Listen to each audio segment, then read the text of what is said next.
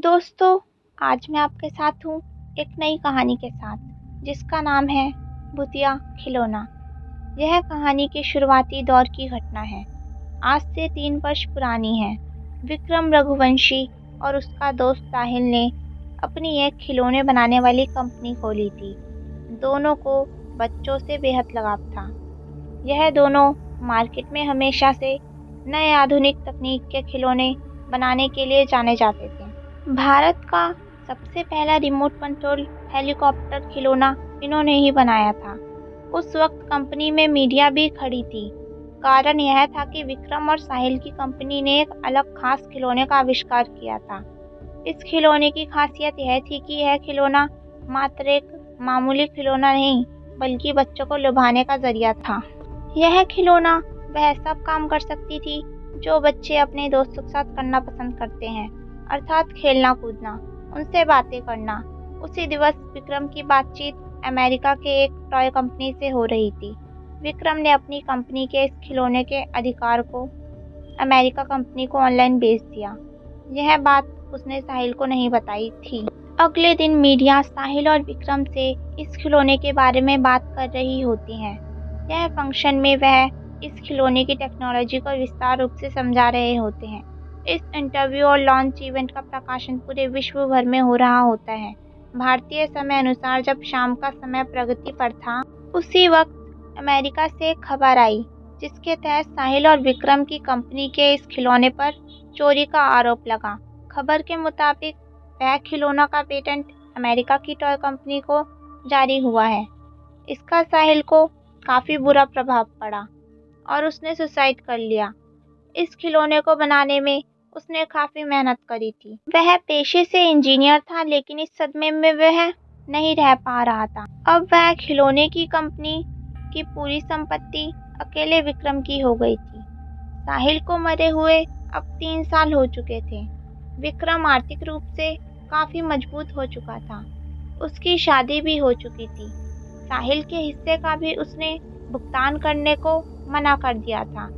एक दिन जब वह रात के 9 बजे अपने ऑफिस से घर की ओर निकल रहा था, तो उसे अपनी रॉयल्टी के कागज ढूंढने थे ताकि वह उन कागजात को अपने पास संभाल सके। इसी कागज को दिखा के ही उसे अमेरिका की कंपनी ने रॉयल्टी देने का वादा किया था। वह कागजात ढूंढने लगा। ऑफिस से सभी कर्मचारी चले गए थे। उससे वह कागजात ढूंढने में काफी समय लग रहा था।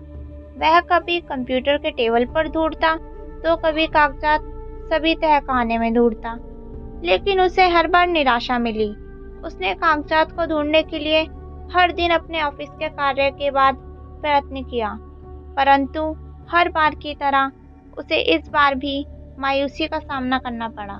वह इसके बाद लगातार डिप्रेशन की स्थिति में ग्रस्त हो रहा था।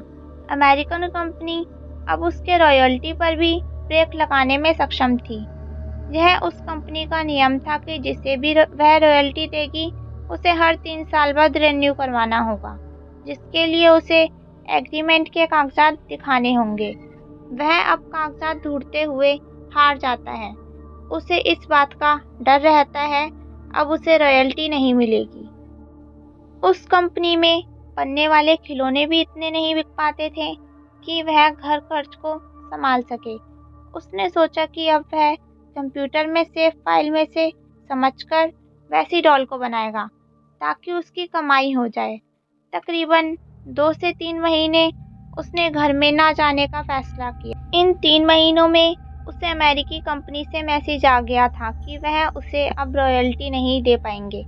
यह फैसला उसके लिए हैरान कर देने वाला नहीं था, क्योंकि इस निर्णय से वह पहले ही वाकिफ था। अपनी कड़ी मेहनत के बाद उसे अपने कार्य पर सफलता मिली। उसने वह खिलौना बना दिया। खिलौने में आधुनिक वक्त के मुताबिक कुछ नए तकनीक का भी इस्तेमाल किया गया था। अपने परीक्षण में सफल होने के बाद विक्रम बेहद खुश।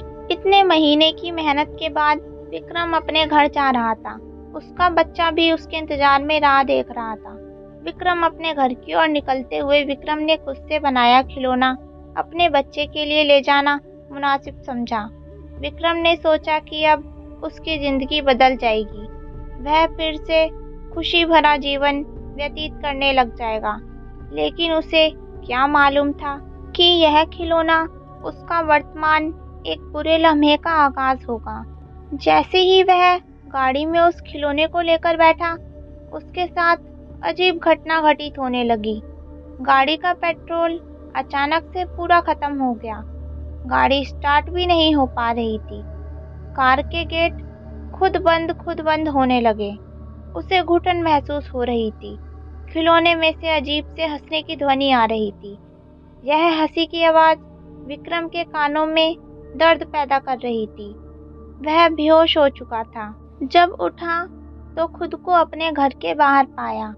उसके रोंगटे खड़े हो गए। वह घबराया हुआ था। वह डॉल लेकर जल्दी से अपने कमरे की ओर भागा। उसे ऐसे देखते हुए विक्रम की पत्नी डर गई थी और बच्चे ने हाथ में डॉल देखी तो वह भी अपने पापा के तरफ नन्हे कदमों से दौड़ा। विक्रम ने वह डॉल झट से अलमीरा में छुपा दी और उसका ताला लगाकर चाबी अपने पास रख ली।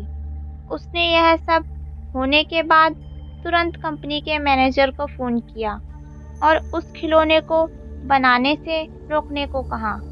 अगले दिन वह अलमीरा में उस डॉल को निकालकर समुद्र में डालने का सोचने लगा। लेकिन जैसे ही उसने अलमीरा खोली, वह हैरान रह गया। अलमीरा में वह डॉल नहीं थी। वह चिंतित हो गया। वह जल्दी से तेज रफ्तार में भागा। वह अपने बच्चे को ढूंढ रहा था। उसे जो डर था वही हुआ। उसका बच्चा उसी डॉल के साथ खेल रहा था। विक्रम अपने बच्चे से डॉल खींचकर ले गया। वह डॉल उसके हाथ में आते ही वही अजीब सी हंसी के साथ हंसने लगा। मेरे से पीछा नहीं छुड़ा पाएगा विक्रम। मेरी मेहनत को तुमने चंद पैसों के लिए बेच दिया। यह आवाज किसी अन्य की नहीं बल्कि साहिल की थी। विक्रम काफी भयभीत हो चुका था।